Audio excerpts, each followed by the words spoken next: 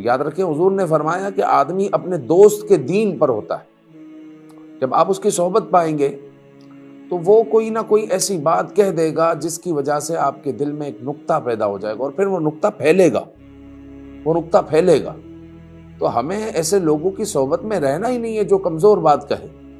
جس طرح بعض لوگ جو ہے امیر معاویہ کے بارے میں کوئی ایسی جو ہے کمزور بات کہہ دیتے ہیں اور ہمارے بھائی سن لیتے ہیں، پھر وہ نقطہ لگ گیا، اب وہ نقطہ پھیلتا ہے. اور امیر معاویہ رضی اللہ تعالیٰ عنہ کے لیے اس کے دل میں اگر بغض پیدا ہو گیا تو پھر کیا بربادی کے سوا کچھ نہیں. اس لیے کہ صحابہ کرام رضوان اللہ علیہم اجمعین، کوئی بھی صحابی عمل کی وجہ سے صحابی نہیں بنے کہ اگر کسی صحابی سے یہ عمل ہو گیا تو وہ عمل ہو گیا تو انہوں نے یہ کر دیا تو وہ عمل کی وجہ سے تو وہ صحابی بنے ہی نہیں. وہ تو صحابی بنے ہی ہے دیدار مصطفیٰ صلی اللہ علیہ وآلہ وسلم سے.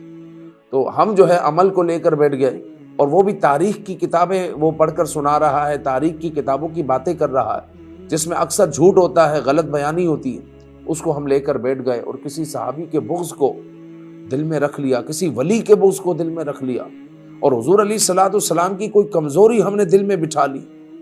اندازہ لگائے یہ بربادی کے سوا پھر کچھ نہیں.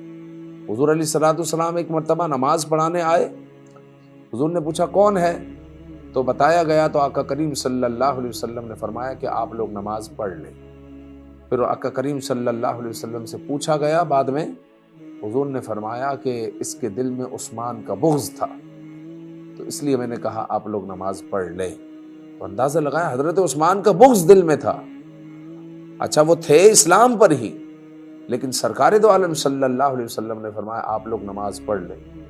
صحابہ کرام رضوان اللہ علیہ مجمعین کا جس کے دل میں بغض ہو، اولیاء کے بارے میں وہ خرافات بکتا ہو، کیونکہ آج کل جو دور ہے سوشل میڈیا کا دور ہے اور یہ ایسا گھوڑا ہے جس کی کوئی لگام نہیں ہے، تو جس کی جو مرضی آتی ہے وہ جو ہے اپنی کلپ بنا کر اس میں ڈال دیتا ہے.